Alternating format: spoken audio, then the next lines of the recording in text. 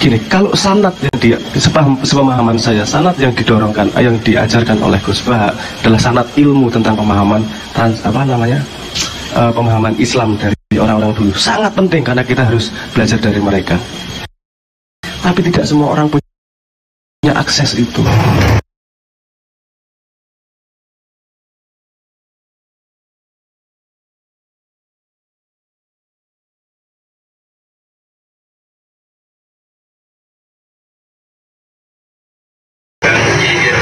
Otak manusia ini semakin modern, ini semakin kompleks untuk bisa memahami sesuatu. Makanya gini juga, kalau sanad yang sepemahaman saya, sanad yang didorongkan, yang diajarkan oleh Gus Baha adalah sanad ilmu tentang pemahaman pemahaman Islam dari orang-orang dulu. Sangat penting karena kita harus belajar dari mereka. Tapi tidak semua orang punya akses itu. Kadang-kadang ono wong sing laire neng kutho, ono kancaku laire neng kutho nggak pernah belajar seperti itu, setengah mati dia. Ada satu sanad yang sangat penting dalam hidupnya juga, yaitu sanad pengalaman. Semua pengalaman dalam hidupmu yang terjadi itu pasti atas izin Allah. Kalau Allah tidak mengizinkan, tidak mungkin kamu mengalami sesuatu. Itu yang Simbah ngomong tentang kedaulatan. Sanad pengalamanmu yang diberikan Tuhan jangan kau lupakan. Karena pengalaman itu ilmu langsung dari Tuhan. Kalau kamu bisa menggali ilmunya di situ.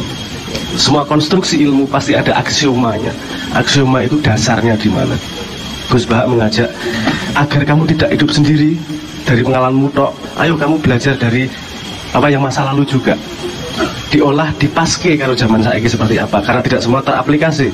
Lagi-lagi ada ilmu, ada penerjemahan juga. Rasa pedes dibayang. Ketika saya ngomong pedes di mulut Anda beda-beda loh. Terjemahannya. Ada yang pedes sambel, ada yang pedes lada, ada yang pedes sandal jepit dan seterusnya lah. Pedes omongan itu ya iso pedes omongan. Hanya dari satu kata pedas saja terjemahnya bisa macam-macam. Itu yang maksudnya ketika ilmu kita mendengar atau membaca, kita punya potensi salah reinterpretasi. Sehingga kita harus baca banyak. Ada sesuatu yang kita sangat pahami, yaitu pengalaman kita dari kecil. Kita mengalami banyak hal, itu juga bisa dijadikan dasar kita ke arah mana. Karena kita sudah tahu, sudah mengalami benar-benar otentik. Ilmu kelakuannya kan di laku. Kalau kamu tidak melakukan, kamu tidak tahu ilmunya, kamu tidak memahami ilmunya, hanya tahu ilmunya. Dari dua-duanya sama-sama penting. Nek Simbah ngajak memberi itu karena tidak semua orang punya akses. Kalau Gus Baha, ada loh nih bahannya, kenapa nggak kamu ambil? Yang punya akses terhadap bahan itu pelajari sebanyak-banyaknya. Yang susah, pelajari hidupmu sesungguh-sungguhnya.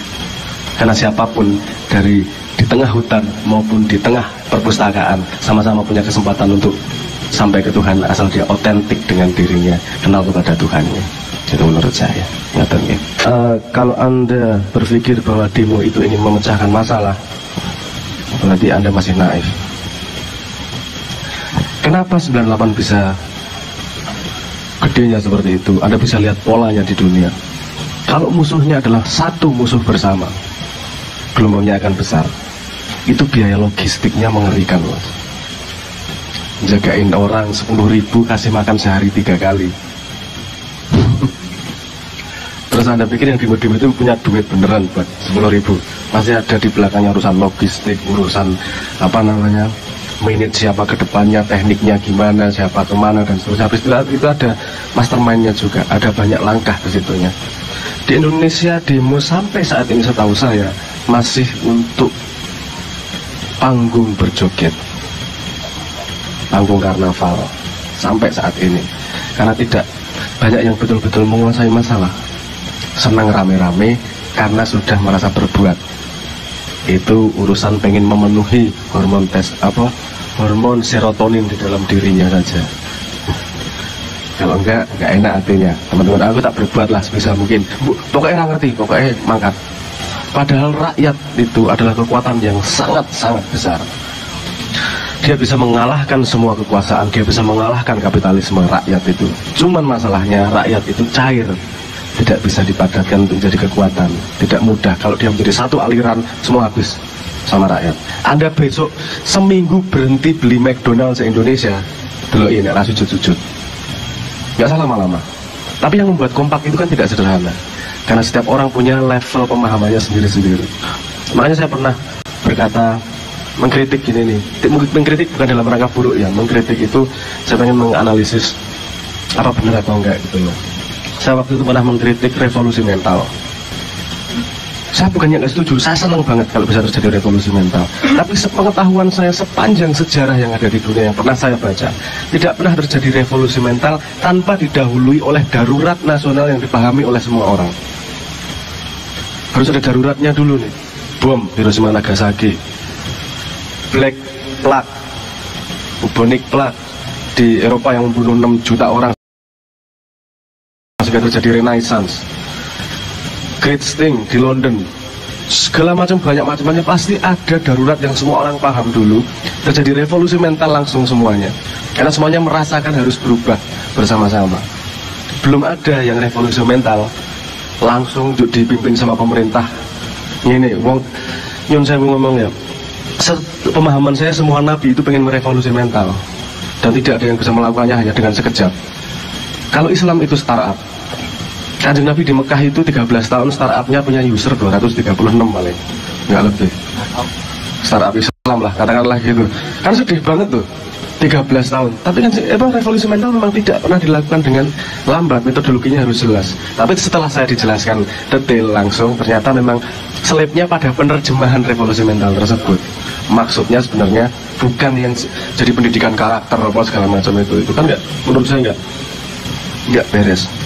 Nah gini, sekarang kenapa energinya beda? Karena sekarang arusnya tidak jelas, Mas.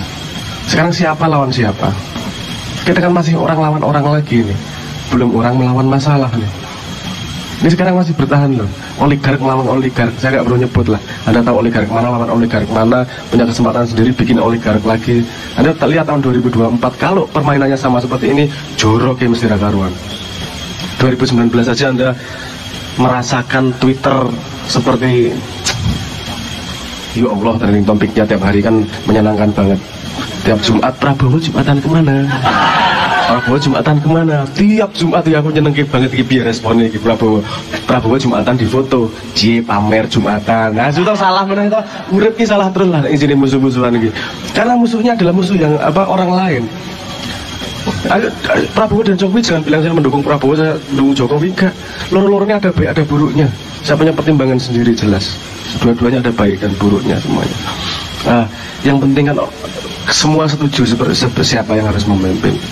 Nah cuman masalahnya, lihat perang kemarin, perangnya adalah popularitas. Saya tidak menemukan diskusi esensi di ruang publik. Orang sih bahas program ekonomi, orang sih bahas manifesto tentang pendidikan biye, orang sih ngomong apa sebenarnya sapuan-sapuan nggak jelas, populis saja. Itu yang membuat saya ekspor dengan presidennya Petro, ya urusan lah sampai kayak gitu. Karena saya tidak menangkap esensi gimana sih sebenarnya mau menjawab masalah. Apalagi nggak demo, Mas. Cah demo ini saya mau ngomong, saya pernah dikritik besar-besaran sama anak teman-teman Malang, mahasiswa Malang. Kamu ngomong terus, diskusi terus, nggak pernah turun ke jalan demo. Tuh. Kamu tahu, harus tahu betul problem sebelum kamu turun ke demo. Saya kasih contoh di di Surabaya, demo mau naikin UMR, bagus atau buruk? Bagus, naikin UMR bagus ya. Jelas naikin UMR kok membuat orang lebih sejahtera. Lihat setahun apa yang terjadi. Industri menengah tidak bisa bayar, sehingga dia harus keluar dari Surabaya, milih pindah bisnis jadi importir. Produksi berkurang, pengangguran meningkat karena demo yang sangat mulia yang namanya meningkatkan UMR. Belajar sejarah toh. Sebelum kamu berangkat ke hutan untuk mau menebas hutan sebagai seorang pahlawan, asah dulu gergajimu. Jangan berangkat ke hutan dengan golok yang kepul, tumpul. Asah dulu, belajar dulu. Tahu benar-benar sehingga kamu tidak hanya menjadi boneka dari kepentingan yang lebih besar. Kamu daulat menjadi dirimu. Pokok-pokok ini rano sing biayai, dan dari 7 orang pakai uplik itu tadi. Kita cuma sederhana nggak pengen panen, kita panennya nanti gampang. Kalau kita semua menjadi orang yang daulat, jelas dah panen akan dengan sendirinya. Karena kita berharap yang panen bukan hanya kita, tapi anak cucu kita dan seterusnya yang panen. Terusan demo ngono Mas. Iso ruwet sak donya ki hampir ora ono demo sing Hong Kong lumayan itu. Lumayan apa jenenge? Organik. Tapi memang supporter yang berduit juga ada untuk memanage itu semua. Di Indonesia gue biasanya ono sing bayar, munggah joget ya oke, diwawancarai selesai. Cuman gitu. Menurut saya tidak merendahkan, tapi kurang tajam itunya.